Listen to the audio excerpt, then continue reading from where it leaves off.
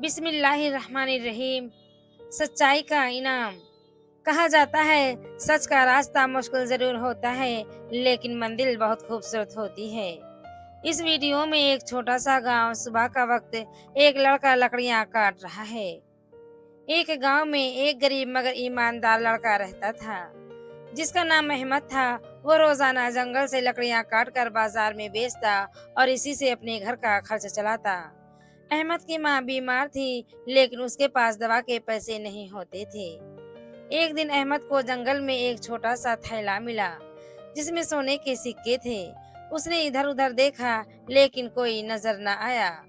अहमद थैला लेकर गांव वापस आया और फौरन गांव के सरदार के पास जाकर कहा, ये किसका खोया हुआ माल है? बराहे करम असल मालिक को लौटा दे।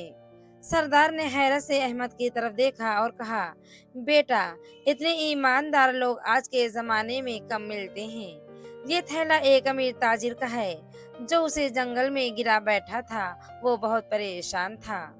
ताजिर जब अपना थैला वापस लेने आया, तो अहमद की सच्चाई से बहुत मुतासिर हुआ। उसने खुश होकर अहमद को इनाम में सोने के चंद सिक्के दिए और उसकी माँ के इलाज के तमाम अखराजात भी उठाए। सच्चाई और ईमानदारी वक्ती फायदे से ज्यादा बड़ी नेमत होती है। सच्चा इंसान कभी खाली हाथ नहीं रहता, क्योंकि अल्लाह उसके लिए बेहतरीन इनाम रखता है।